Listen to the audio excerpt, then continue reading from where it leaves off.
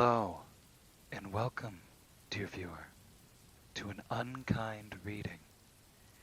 Welcome to my cozy, dreary abode, where hidden amongst the walls lies peeling paint, a structure festering, hungry and furious. Welcome to the macabre, where I, Wyatt, shall be your guide. Step inside out of the rain, grab something warm to drink and eat, for it may be the only warmth awarded to you. If you find this content to your depraved liking, please like, sub, and share so that more ghoulish tales may resonate from these wretched walls. If you are ready, we can begin. Our old house was on a corner, and in lieu of a backyard, had a side yard with a small deck that wrapped around the back end. The dining room had patio doors that led out to the back, and we would have barbecue and such. When I was about 14, we only had one desktop computer and one laptop for the family. My brother and I would always fight over the desktop as that's where the Diablo was installed. So I would use the laptop to write my music. On one particular night, my brother had a friend over. They were downstairs doing whatever, and I was at the dining room table on the laptop. As I was wrapped up in my writings, I didn't pay much attention to my surroundings. I heard a knock at the patio door, which startled me. I looked up, expecting my brother or his friend. The basement had a door that led to the back deck as well. Standing at the door and waving was a person. I couldn't tell whether man, woman, age. They were wearing a Halloween pig mask. Thinking it was my brother and his friend, I mouthed good one, gave them the finger, and walked off. They too were not there when I looked back. As soon as they had left all the way, I had headed downstairs to give them shit. And to my dismay, both boys were sitting on the couch playing the PlayStation. They swore up and down it wasn't either of them, and there was no way one of them could have had time to run and get downstairs and unmask before getting to the couch. To this day, I have no idea who knocked and waved.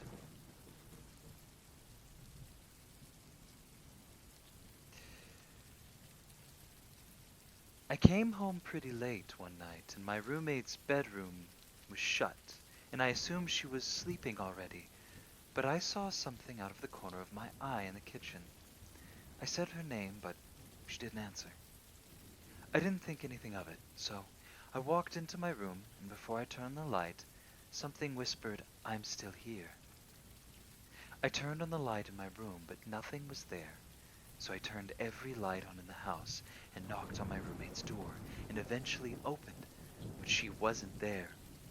So I left her light on too and slept with all the lights on.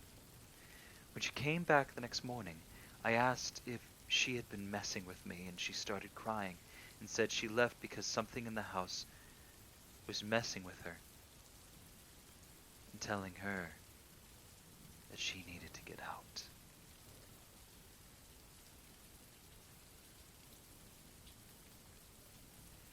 A family friend of mine used to work in private wealth management. One of her jobs was diversification of her clients' assets in the stock market. Out of nowhere, she gets a call from a representative of one of her very big private clients to sell all the stocks on a big airline and move the liquidity somewhere else. No buts, and if needed, they could sell up to 5% below market share. It needed to be sold quickly. The This was extremely weird, as the stock price of the company was pretty stable, and specifically this client's portfolio was heavily hedged with this stake, but she didn't think much of it. Oftentimes her clients did this for personal reasons, such as having a bad experience on a plane or the company or set up plans, whatever. 2 days later, one of her colleagues that she shared this peculiar story told her how the airline's stock prices started slowly but surely falling. Some people were selling off their shares, which were gladly brought on and bought by the market at increasingly lower prices, and then higher as it stoke. The next day, AA Flight 11 crashed into the North Tower of WCC in New York. The stock market closed for another week.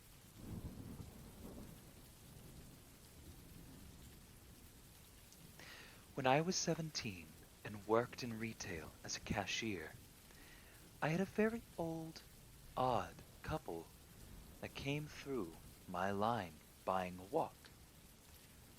Husband was at least 85, starting trying to make conversation about walks and variety of things, but led on to the conversation about asking if I liked Chinese food. I said, of course. Do you want to go out with me and get some Chinese? He winks. No, sir, I said, coy. Oh, well. He looks a bit disappointed and turns to look at his wife, who's on the phone with someone. Would you at least like to come home with me and live in my basement? No. The rest of the transaction was taken in terrified silence. His wife never said a word. I wonder to this day if he was trying to make a joke, because he sounded so sincere, or if he was suffering from dementia or something else that made him, not realize how creepy that sounded to say someone so young, young enough to be your great-grandchild, maybe even great-great-grandchild. I still think about the way his eyes looked. He looked genuine.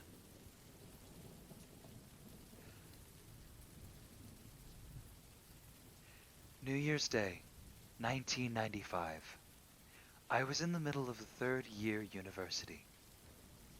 A bunch of friends had come down to visit me and my roommate for some festivities. We were all pretty hungover from drinking that night before, and went out for the usual nice day out, bit chilly, I don't feel so good, post-greasy breakfast hungover stroll around the neighborhood. Two of these friends were twin brothers. One of them we hung out with regularly. The other we'd only really just met the night before, and he seemed pretty normal at first, joining in on the fun, having a good time with us. But on this day, we were all hanging around the local basketball court, shooting some hoops with an old basketball we found in the grass. This twin brother kept following me at a very close pace, walking around with this odd look in his eyes. As the time went on, his face kept developing a creepier demeanor, until when he looked at me, it was the most frightening eyes I had seen in my life, staring right into the nether regions of my soul the whole time.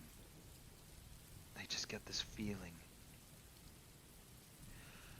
I'd back away and join the group again, and he'd keep following me around. When we were walking back to the apartment, it was just me and him, walking down the sidewalk behind the group. And then he moved in front of me out of a sudden. He stared at me with that odd, creepy look again. And he fell to his knees, bowing and raising his hands to me. I didn't know what to do. I kept trying to play it off. Hey, buddy, you all right? Not getting drunk again, are you? Well, hey, we're heading back now. You ready to go? He wouldn't say anything.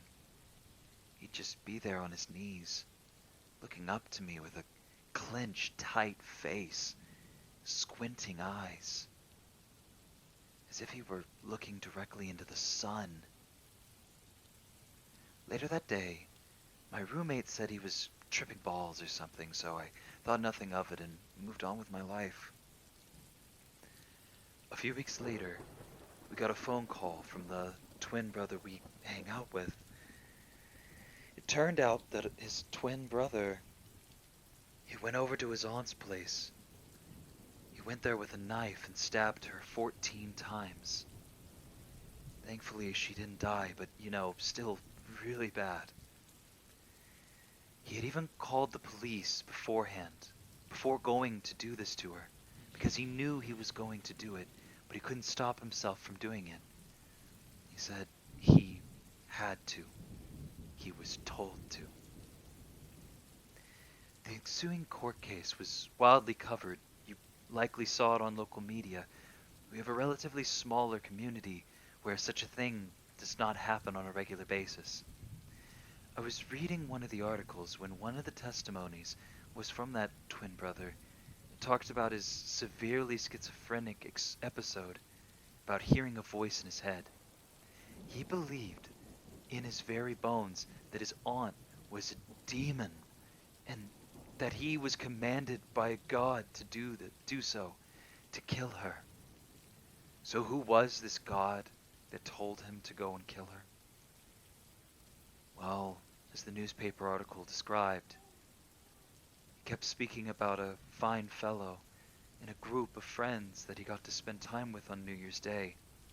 How he spent time watching, reading about him, meeting him when they were younger through his brother, idolizing him to the point of having a small area in his room dedicated to this God, this being upon light.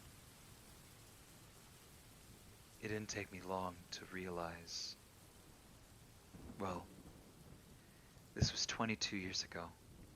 I know for a fact that it was mental illness, but just knowing that I had somehow commanded him to go and kill his aunt,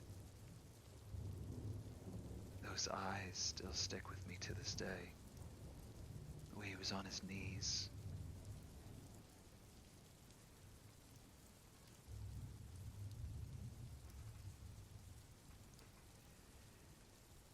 We were living with my brother-in-law and his 2 teens when I was pregnant.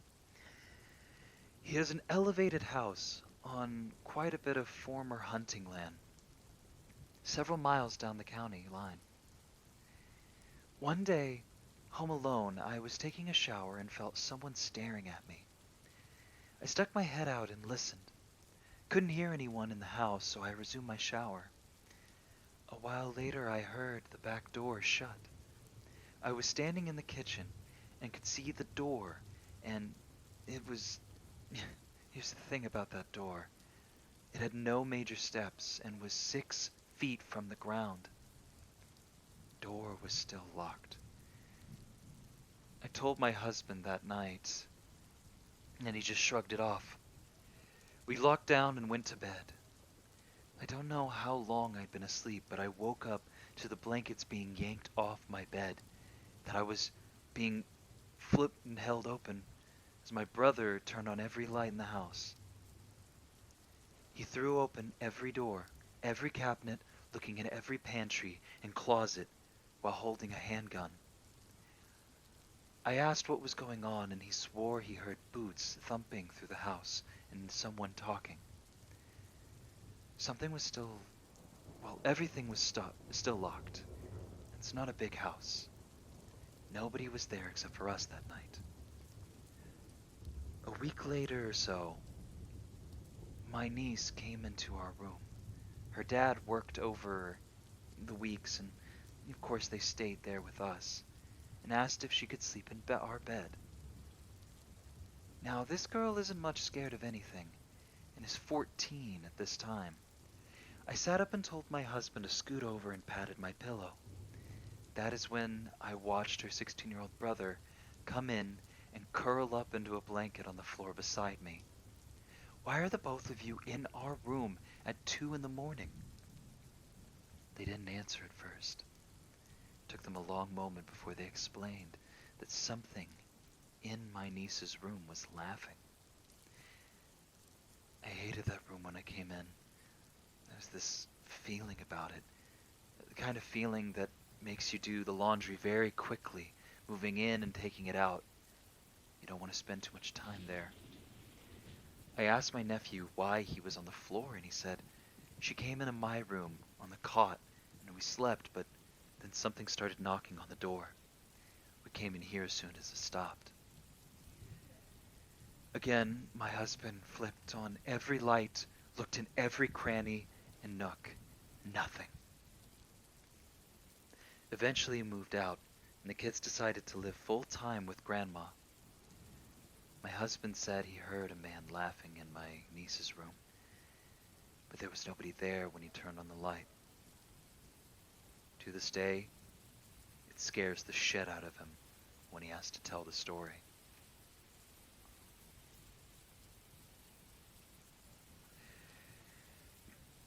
I was a young girl at the time, no more than 7 or 8.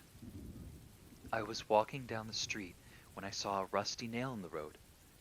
Now, thinking of what they can do to cars, I picked it up and threw it into an empty house's yard. After I threw the nail, a man came out of what I thought was an empty house and shouted at me. I freaked out, thinking that it was because of the nail. I gave my apologies and began walking, heading towards my home. The guy didn't sound mad, but I couldn't make out exactly what he was saying as he was getting closer. He started following me down the street and gesturing me to come over, but my gut told me to keep walking, keep going. I get home and see from my house, the empty house is now surrounded by cops. At this point, I know that it's something worse than whatever I could have thought before. After a while, whatever was going on, there was lots of screaming and shouting, and men in full gear started showing up. I later would find out that the house was indeed supposed to be empty, but these men were known drug addicts, and 1 or 2 of them had been hardened criminals, having just killed someone. I very much almost ended up a hostage.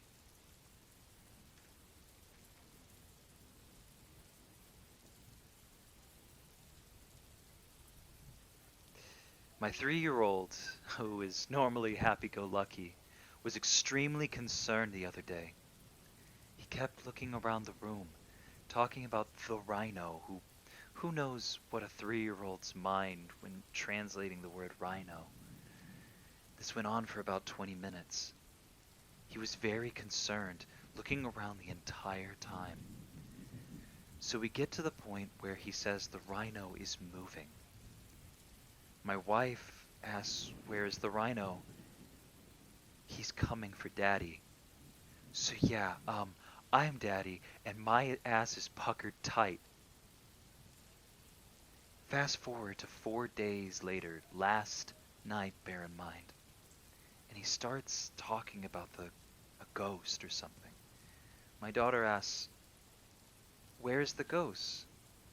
My son says he's biting Daddy. What the actual fuck?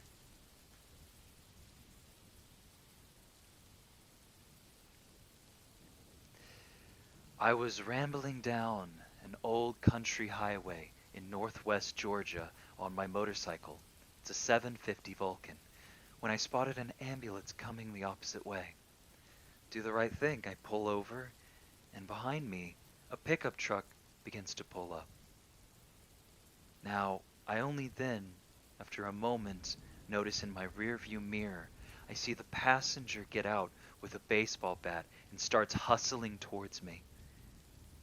I couldn't even look behind me with my head. I simply dropped what gear I had in my hands, and I hauled ass. What followed was the most harrowing experience I've had in my entire life, as this pickup truck proceeds to chase me all around the place for 20 minutes, going up and down roads. Now, I'm unfamiliar with the area, and my bike was not meant for going this fast on such tight turns. So I've got no room for error, and it's everything I can do to stay out in front of these guys while also avoiding striking anything. I'm blowing through four-way intersections in a bid to get some distance and come up with a plan, but they are hell-bent on catching me. I finally managed to get to the point towards the highway and into cover of other cars, but then the traffic stops over the bridge. The truck is 3 cars behind me.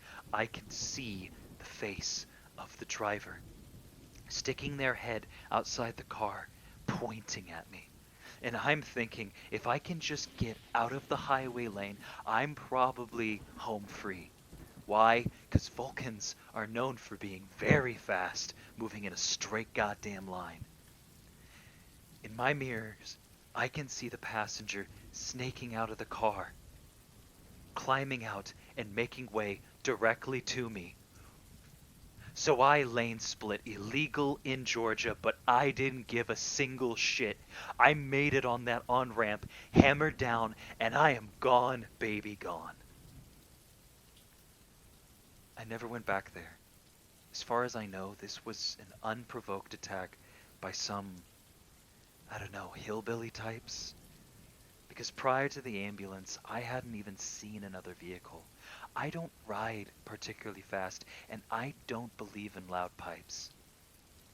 I got lucky as hell, seeing him come up behind me like that. If I didn't hit, if I didn't hit my way out of there.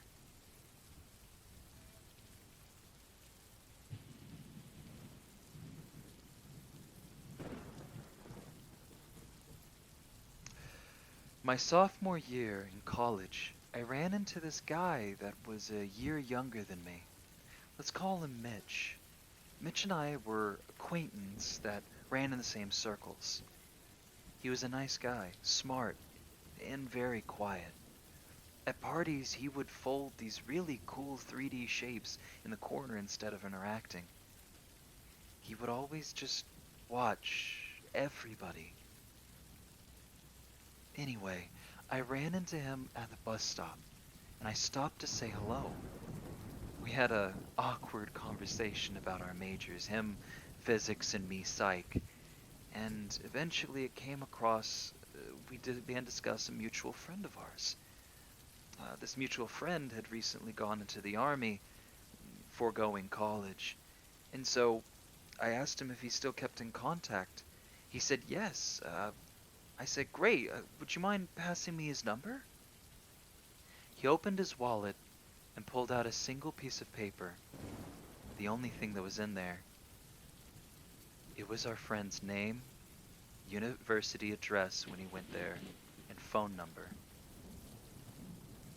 On the backside of it, it had his specific schedule and times. He began writing on it and handed it to me. We exchanged glances, but to avoid any awkwardness, I nodded and quickly got onto my bus.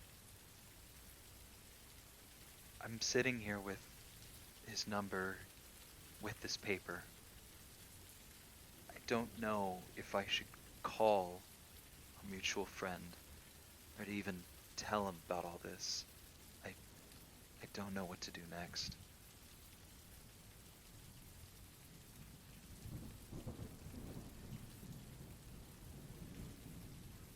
I work as a cable tech. I once went into the basement that I still have nightmares about. There was a single pull string light in the center of the room, so I couldn't really see much until I turned it on. But the walls down the stairwell were covered in old newspapers. I am used to dark basements, so going in to turn on the light was nothing I wasn't prepared for. But it didn't prepare me for this. All the walls had different newspapers articles on it. Each one had different sales for different dolls throughout the years. Different caregiving dolls, dolls about birthing or drinking, vomiting. Some of them stretch back to the 1920s or 30s. In the corner there was a black and white framed picture on the wall, and below it was a large child-sized porcelain doll propped up in a chair with a super old-looking cradle beside it. I stayed, and I did my job, but I still can't shake this feeling of something when I think about it.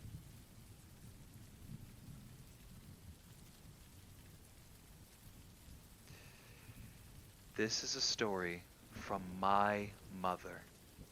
This is her story telling you to please do not ever do this.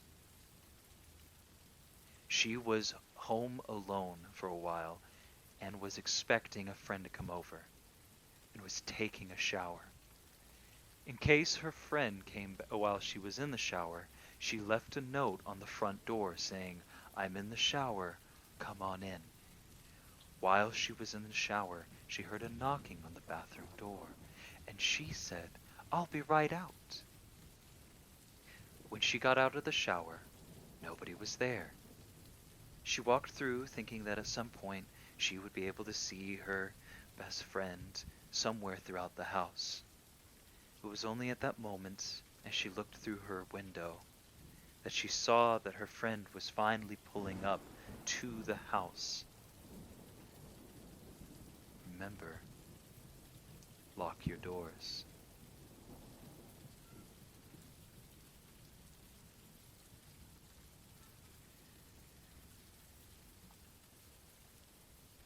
I have dogs that bark at anybody.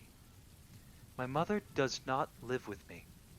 She does not live with me, nor does she have a key to the house.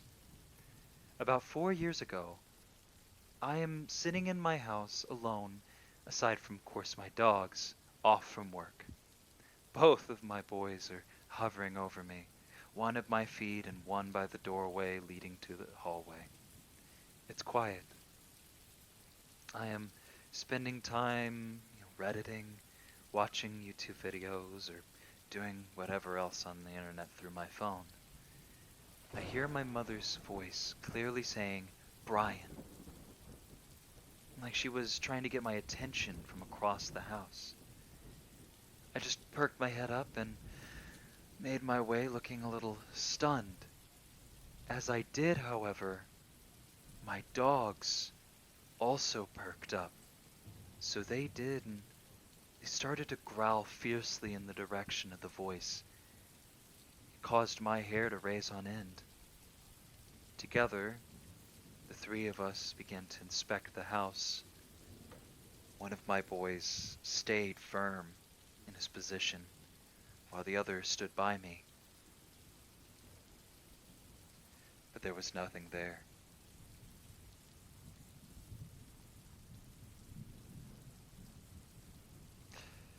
This happened quite a few years ago when I was in uni. My friends and I were living on a ground floor flat, and my room was at the front of the building. Outside my window was a front garden. My boyfriend at the time and I had literally just finished having sex, and I put my head on the pillow and glanced to the right, which is where the window lays. There was a gap between the curtain and the window, and I was met with a pair of eyes that were watching me. We both, me and the peeper, had the instinct to look away and then quickly look back. At this point, I shouted to my ex that there was someone watching us from outside. He jumped, opened the window, and shouted various amusing warnings. He could see that the grass was disturbed, so someone was there, and by the looks of it, more than once. From further inspection the next morning, we found that they had jumped the small hedge and exited through my neighbor's garden. We never experienced it again, or at least, we never noticed it happen again.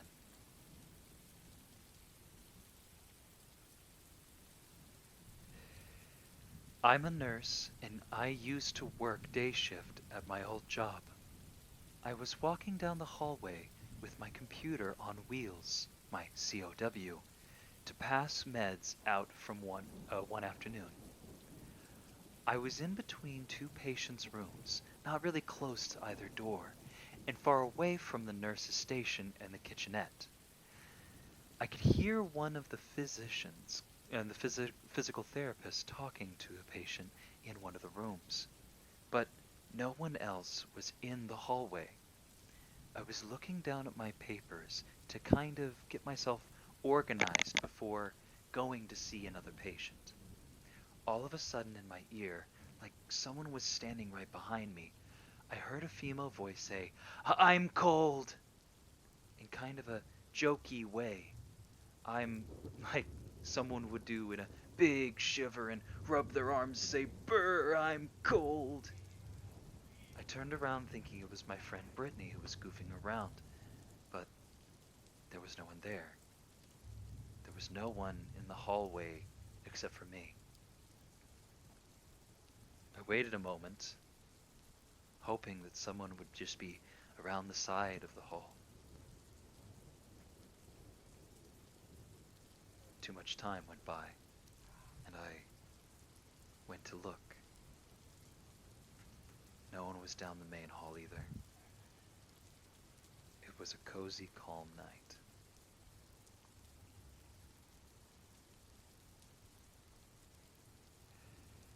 My wife and our two friends are hanging out one evening, chatting away. My son and his friends, or the son of one of the people that were hanging out with us, they were both asleep in his room. The four of us hear a blood-curdling scream. I swear it was her son's, and she swears it was my son's. Either way, she races through the kitchen and runs into the room to see what had happened. Well, nothing. They were sound asleep. She comes back through the kitchen to tell us and freezes in terror. Every single door and drawer is open. All 23 we counted. In 10 seconds that she was gone, the kitchen was opened in full. 6 of them are high enough to be out of reach to anyone except for me. We didn't sleep too well that night.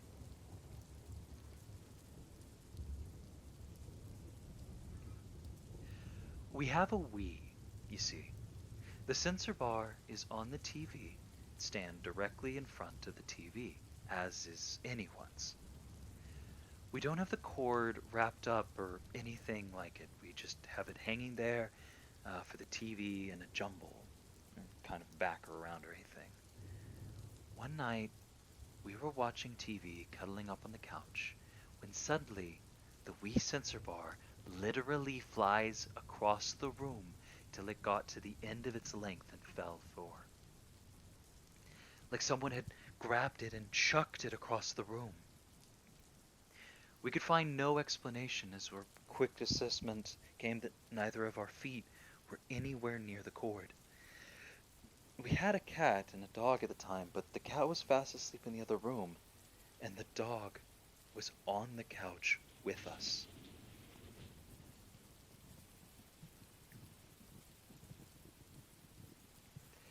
I am a teacher of adult students, so you can gather one of the students of mine, they can be kind of intense and creepy, and I can't so easily requisition that they are an issue.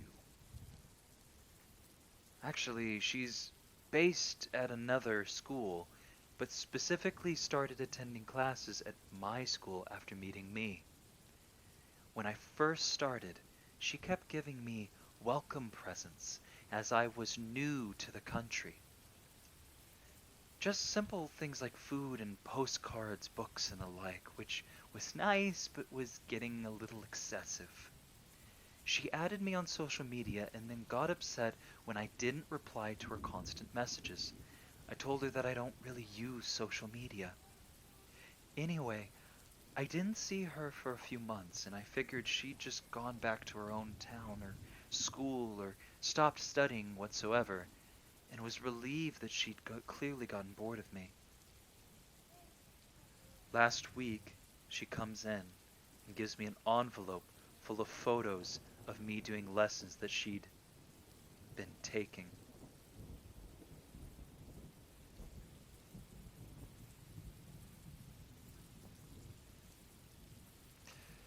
Years ago, when I was a senior in high school, I had a day where I wasn't feeling so good. So I decided, as I occasionally did, to skip out on my last two classes and head home. That meant no school bus, obviously, so I would be walking 3 miles home. Before the age of computers, cell phones, this was a pretty long, boring hike to take, so I decided to take a shortcut through a small wooden trail along the creek. Eventually, I came across a dead cat lying in the middle of the trail. As I walked around it, I noticed another dead cat to my left.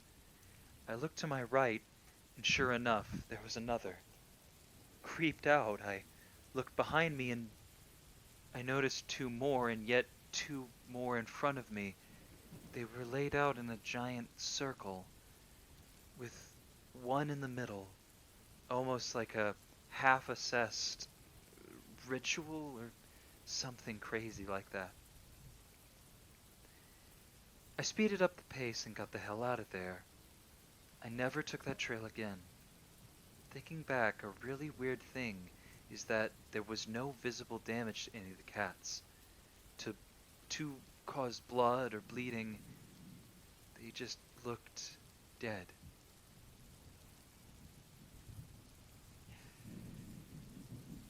When I was 12, my cat went missing in the summer.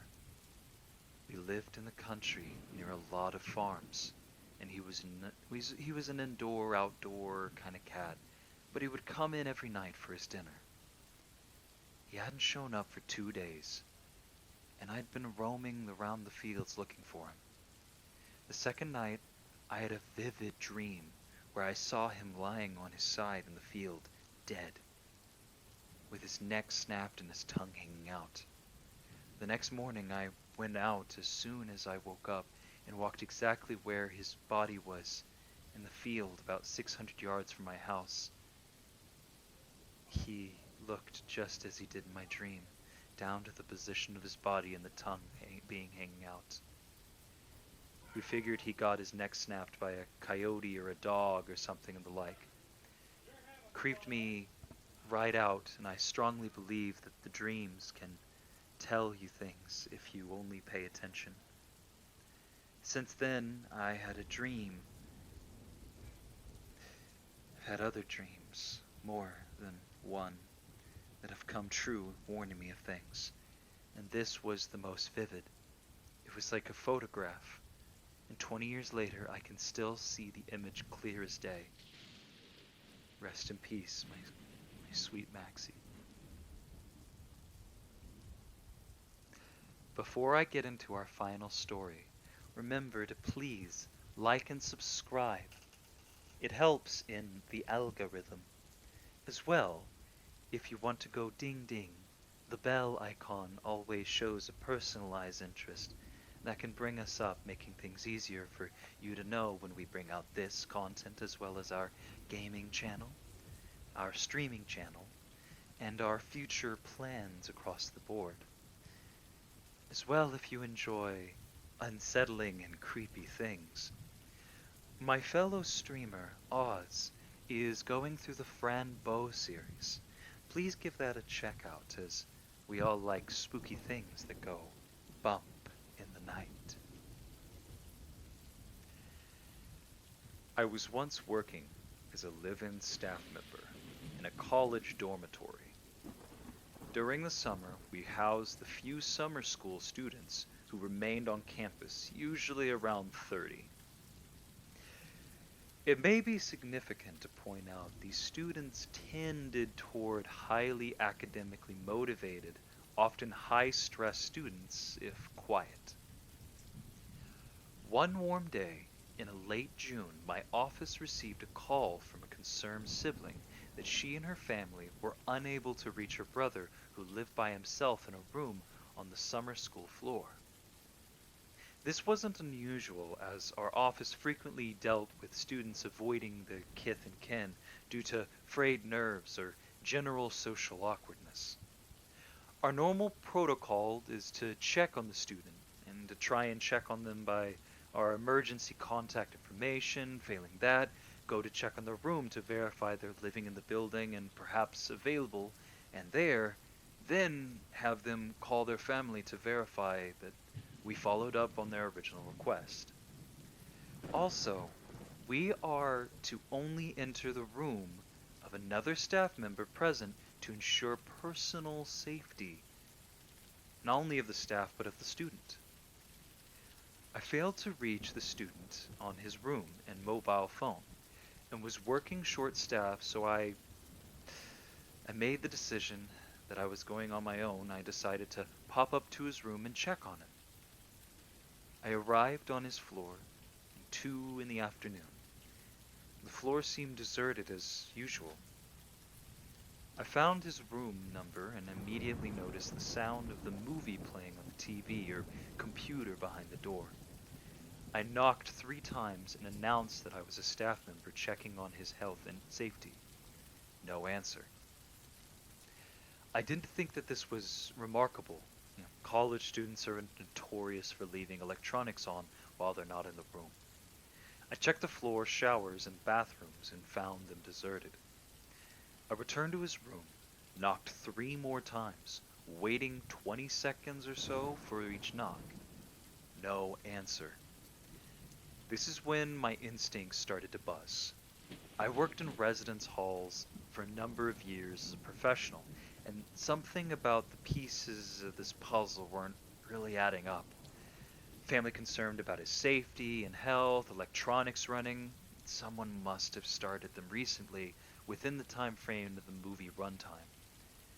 Summer school students and their idiosyncrasies and their behaviors. Something just wasn't right here. I was by myself, so I probably let myself get more worked up than if I had someone else. I deserted dorm floor, even at 2 p.m., often evokes a Kubrick memories of the Overlook Hotel. I decided that for some sense of closure or sanity, I needed immediate resolution of keying into the student's room, even though I was by myself and not technically supposed to do this. I knocked on the door 1 more time for good measure. Again, announced myself as the hall director. I keyed the room, and my spider senses went off even stronger. The room appeared relatively vacant. The student appeared to be living out of a suitcase, which is extremely unusual for someone staying no less than 8 weeks for summer school sessions. The bedding was tussled like someone had been sleeping in it, and all the lights in the room were on. And as I suspected, there was a laptop open on the desk running on battery power, playing The Matrix. But no student. I began to start rationalizing to keep from feeling unsettled. Surely the student had crossed paths on my way to his room. I'd never met him before, so odds are I didn't recognize what he looked like. And perhaps he was just down the lobby, picking up books, picking up delivery for food, or picking up lunch. There's got to be something rational here. Then I turned to leave, planning on trying to reach the student later on in the afternoon or evening.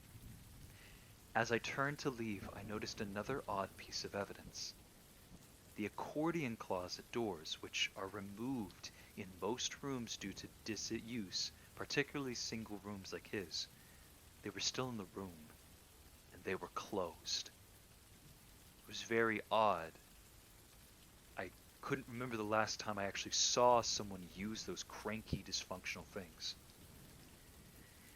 Then my intuition spiked even higher than ever. Shit. I realized that I was alone in a room with a potential suicide student who may, in fact, have completed that act. And I'm about to be that guy who discovers the body and then has this shitstorm of paperwork and undesirable tasks. I know that shouldn't be the issue going through my mind, but least of which, of course, is calling the family and having to break the news and talk to them. I felt like I was talking to myself when my voice cracked as I spoke. The closed doors and announced my name and title, and that I was to be opening them in 3 seconds. I fumbled with the door's latch, finally managing to get them disengaged, and as I slid the door apart, I was extremely unprepared. I don't know what I was expecting. A hanging, a gunshot wound. I'll tell you what I didn't expect. A 7-foot, dark-skinned Indian man staring at me embarrassingly as though I had found his secret hangout. We stared at each other for a good 15 seconds without blinking, breathing, or speaking. I finally realized what was going on, and my natural emotions was disbelief. All I could think of was to say, you, are you in here hiding from me? He looked at me and said, yeah. My heart still racing, I turned to leave, and before I shut the door, I turned back to him and said, call your fucking sister. She's worried about you, and frankly, I am too.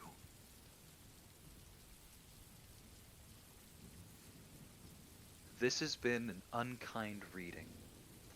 Thank you, dear listeners, for giving it a shot and being willing to step into my mind for a few more moments. If you have any interests or any personal horror stories, please post them in the bottom of this video. I will happily read them out. As well, you are always welcome. If you follow the link to our YouTube channel, you will also find our Discord. There you will find a fun-loving community that are very engaged, and we love to be able to speak to and engage with. Message us on there, post as you will. Of course, rules apply. But there'll be a new tab. There will be horrifying ideals and strange oddities and the like. Unkind Reading is done by myself, Wyatt Smith. Thank you.